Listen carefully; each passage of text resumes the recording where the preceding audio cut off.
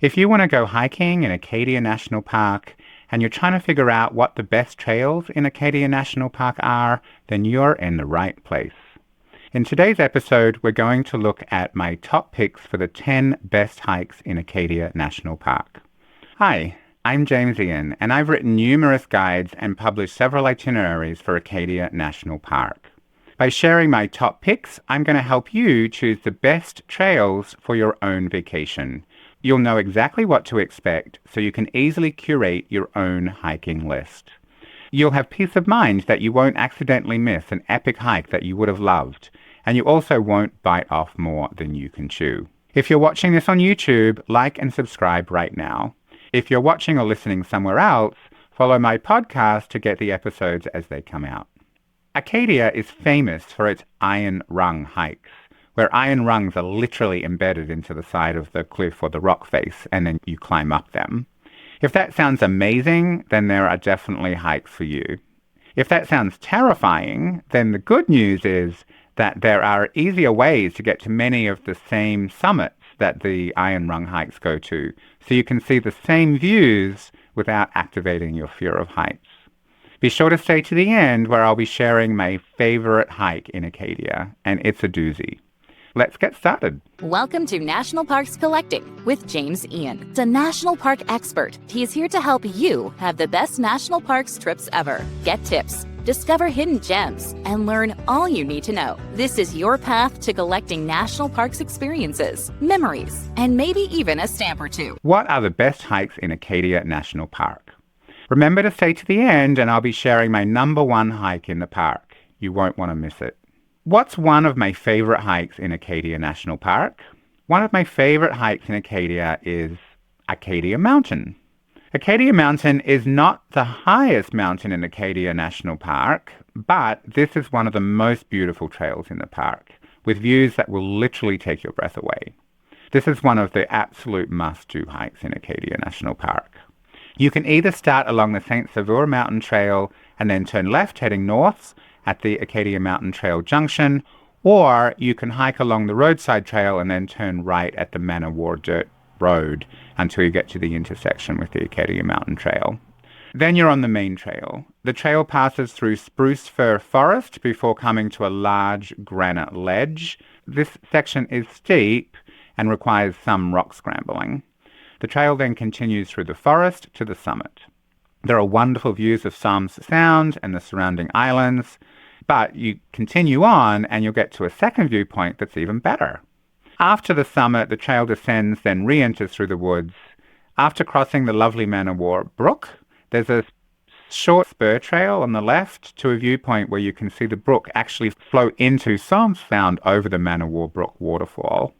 This small cascade was an easy source of fresh water for the 18th century sailing ships, which pulled up alongside the waterfall to refill the water barrels.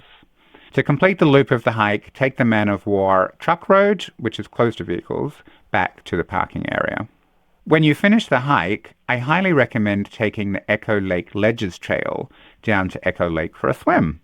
The trail starts near the restrooms at the Acadia Mountain Trailhead parking. It's a really short walk through the woods to an open rocky ledge that slopes down to Echo Lake, and it's very refreshing after the hike.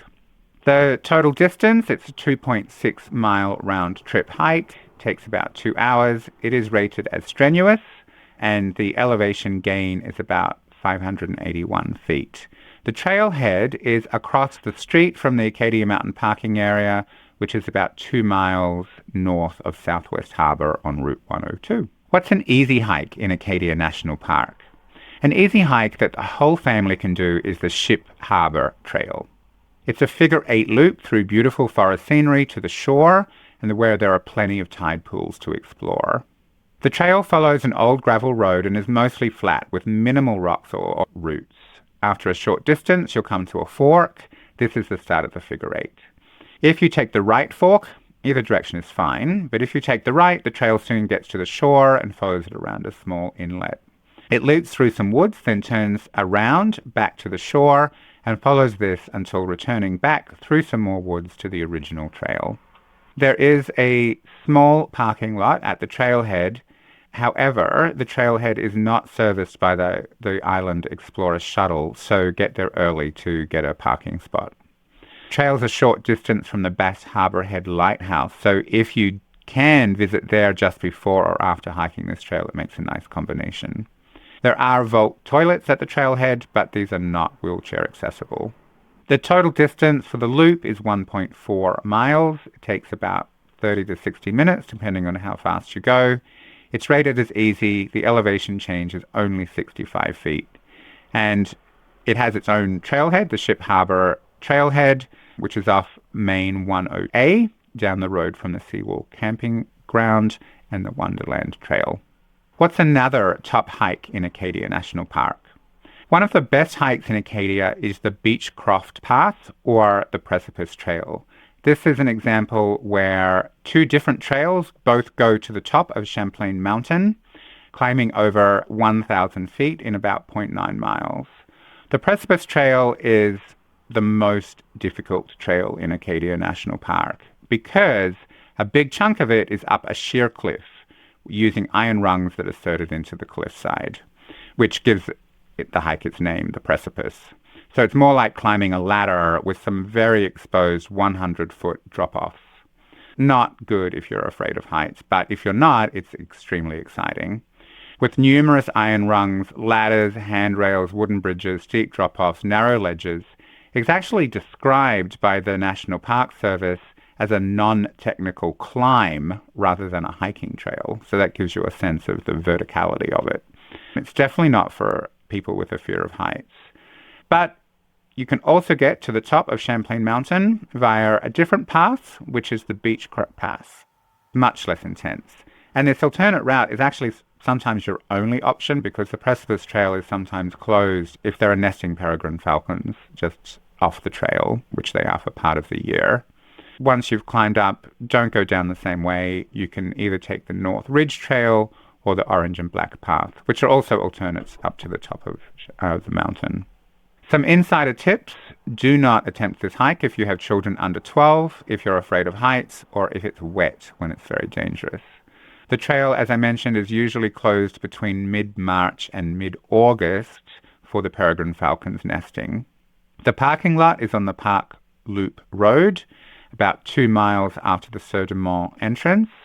The lot usually fills during the busy summer months, but the parking is also allowed along the road there. Park safely, of course. The total distance is 2.5 miles round trip, so it's not super long. It takes about 2 to 3 hours. It is rated as strenuous. As I mentioned, there are lots of iron rungs and ladders, although the Beachcroft path is easier. Altitude change 978 feet, and the trailhead is from the Precipice parking area off the Park Loop Road, off Route 3. Today, we're looking at top hikes to do and see in Acadia National Park. Another hike I strongly recommend is the Gorham Mountain Trail. The first part is fairly easy. It goes through spruce forest. The Gorham Trail then climbs steadily the whole way. After about 0.2 miles, you'll actually come to a memorial plaque for Waldron Bates. It's placed in a large granite slab. Waldron Bates helped create many of Acadia's trails and created a style of cairn that are used to blaze the trail. The path splits here and rejoins another 0.2 or 0.3 miles along the way, depending on which split you took. The left path is the regular trail, it's 0.2 miles. The right trail goes via Cadillac Cliffs, which is 0.3 miles.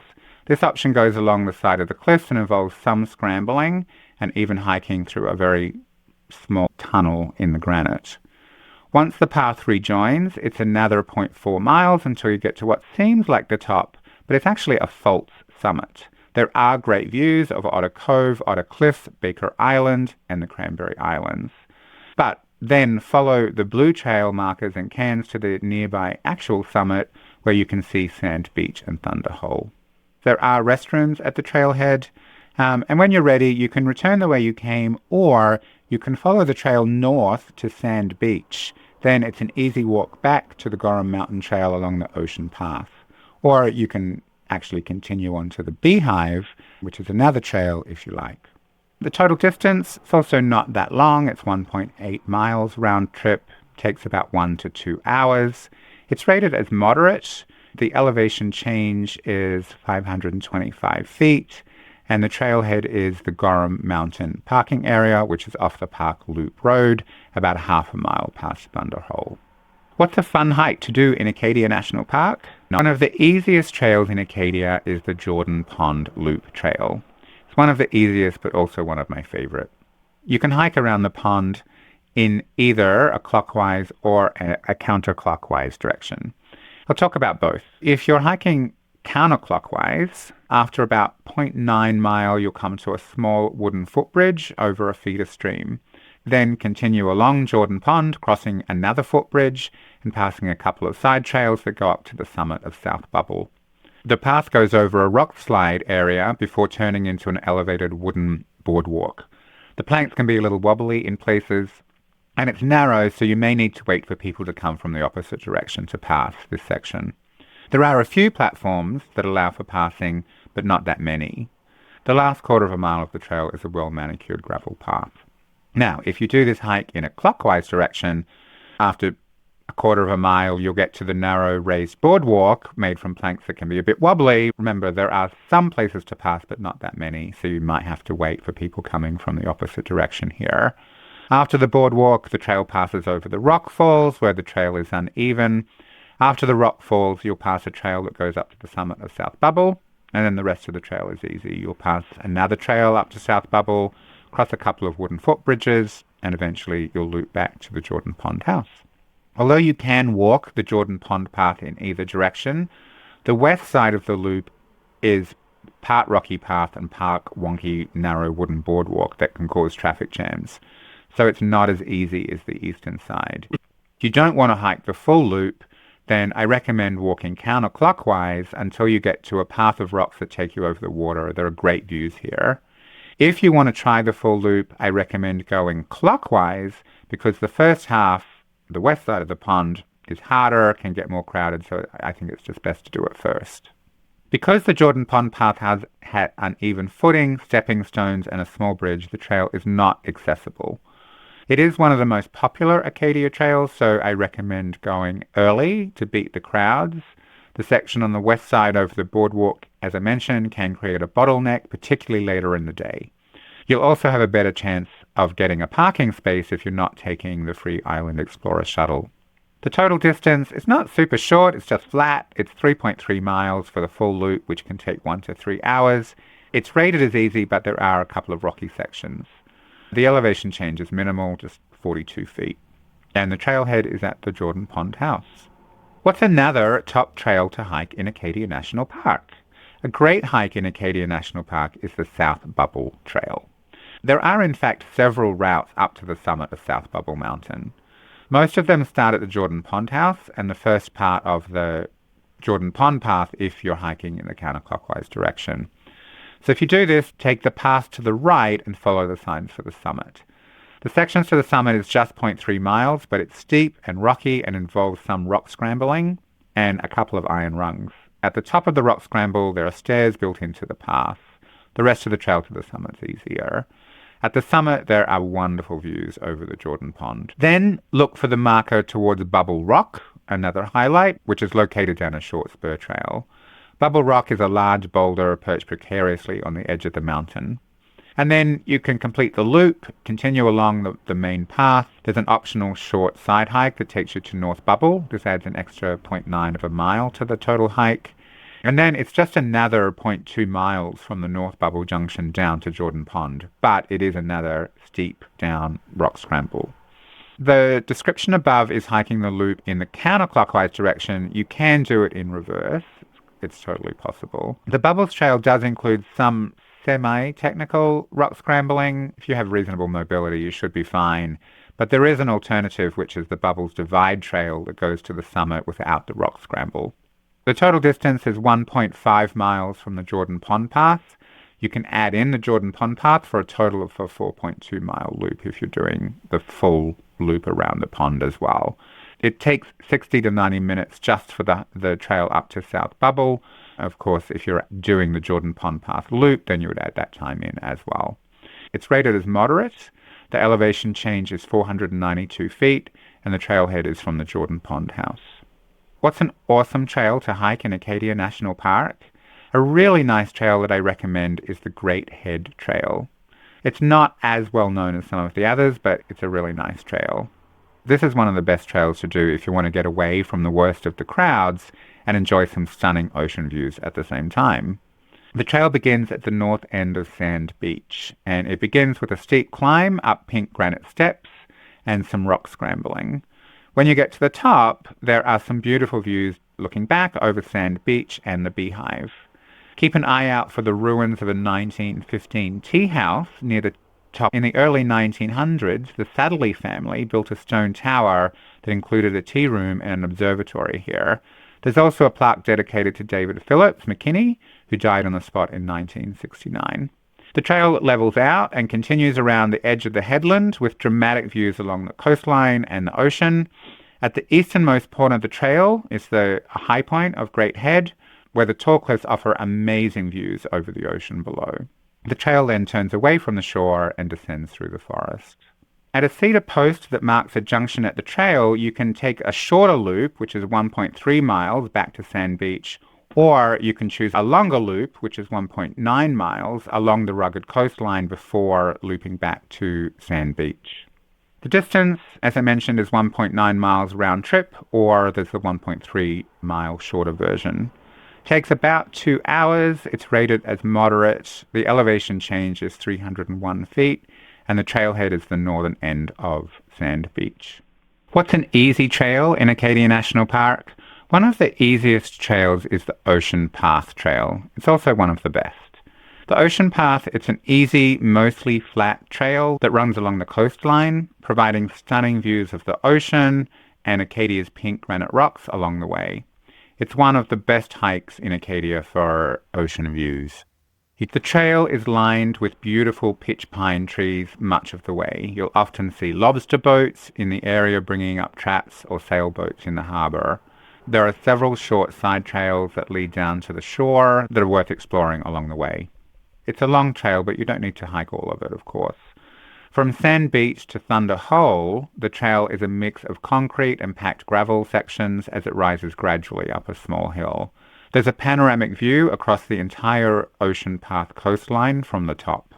The trail then descends gradually down to Thunder Hole. Thunder Hole is an underwater sea cave that can produce thundering crashes 2 hours before high tide and when there are high winds. So it's nice to time your visit around that if you can. After Thunder Hole, the trail becomes uneven but remains gradual as it begins climbing up through a spruce fir forest. You'll soon come to Monument Cove, which is a small rocky beach with large cobblestones. The path, which then becomes even more uneven, soon arrives at Boulder Beach, a section of the shoreline covered in smooth bowling ball-sized rocks. Next up are Otter Cliffs. These 110-foot granite cliffs are the highest point along the ocean path and are popular with climbers, so it can be kind of fun to watch them. To continue, you'll need to climb up a granite staircase to a walkway that runs parallel to the road that crosses over the cliffs and then goes down another staircase on the other side.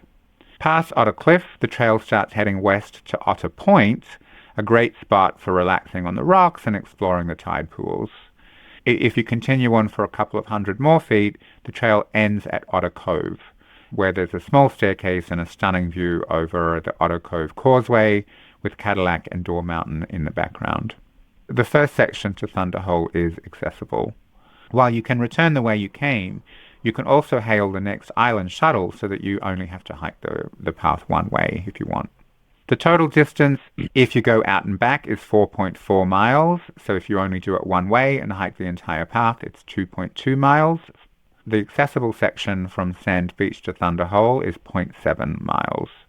Total hike takes between 2 to 4 hours. It is rated as easy. There is an elevation change of 374 feet, and the trailhead is just past the restrooms at Sand Beach. So what's my number one hike in Acadia National Park?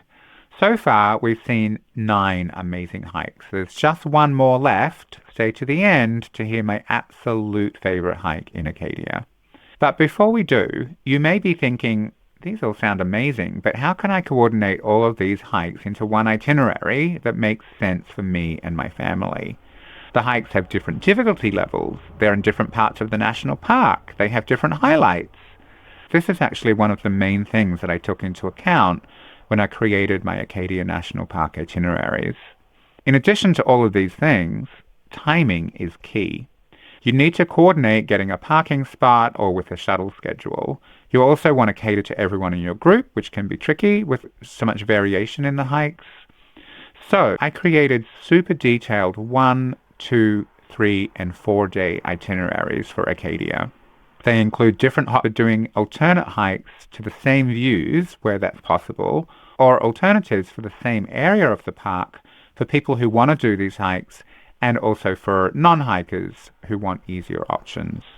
You can find the link to the Acadia itineraries at the top of the description box below, but we can take a quick look right now. The itineraries include a park overview, detailed schedule, then all sorts of details with hiking and driving descriptions, maps, alternate activities in the same part of the park if you're traveling with people who want to do different things like different hikes of different levels, tips, timings, and more.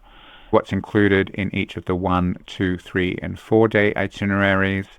And here there's a sneak peek, so you can see the introductory section, you can see the daily overview, and you can see here much more detail, which includes things like trail maps, hiking descriptions here. So for each of the hikes that are included in the itinerary, you'll have everything that you need to be able to follow them very easily.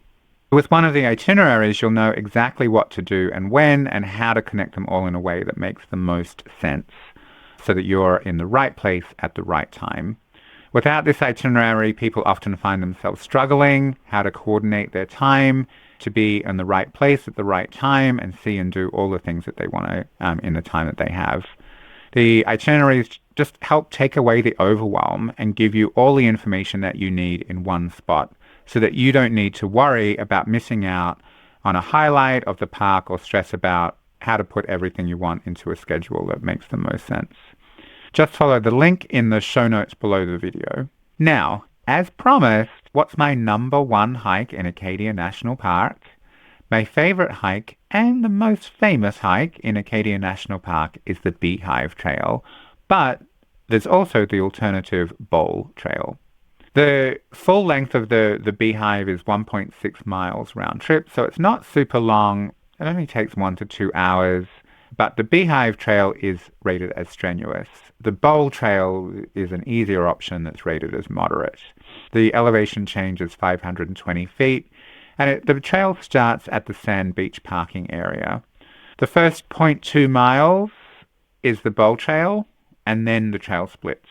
For the Beehive Trail, you'll take the right trail, and for the Bowl Trail, you'll go left. Why is this such a great trail? Well, the trail climbs up steep sides of a beehive-shaped dome. When you see it from a distance, you'll understand exactly why it's called a beehive. Acadia is famous for its iron rung trails, and this is the most popular one.